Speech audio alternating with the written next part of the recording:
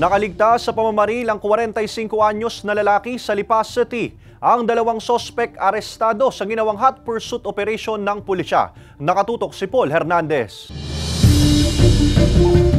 Sakay ng itim na kotseng ito ang 45 anyos na si Peter. Hindi niya tunay na pangalan nang barili ng kanyang sasakyan habang pauwi sa bahay ng kanyang magulang sa Pinagkawitan, Lipa City. Tumagos pa ang bala sa windshield. Ligtas siya at walang galos o sugat sa katawan. Kwento niya, may sumasabay sa kanya pauwi galing sa trabaho sa isang sabungan madaling araw kahapon.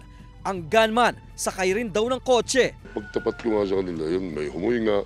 Ngayon di tuloy naman sa ako bilang alam kong baka kakilala ko, naghuy na rin ako.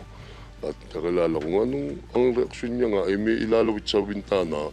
Ako'y natakot na, bigla na ako napasalita ako. Aboy barile, ako'y napatagilid na ako sa kanan. Na-recover ang bala ng kalibre 45 ginamit umano sa pamamaril. Sa hot pursuit ng operatiba, natunto ng getaway vehicle sa bahay ng kaibigan ng isa sa mga sospek. Walang pahayag ang dalawang naarestong sospek. Nung naabutan ng mga operatiba natin, ng mga suspect, nandun sila in the act na tinatanggal na yung mga sticker doon sa likod ng sasakyan. So happen na talagang identify nung victim natin yung sasakyan. Iniimbestigahan ng pulisya ang tunay na motibo sa pamamaril. Ayon sa biktima, wala siyang naiisip na dahilan para gawin ang pamamaril sa kanya. Wala naman daw siyang nakakaalitan.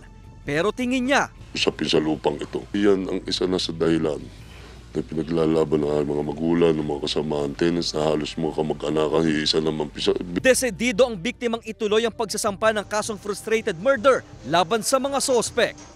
Kasama si Buhay Adante Jr., Paul Hernandez. Balitang Southern Tagalog.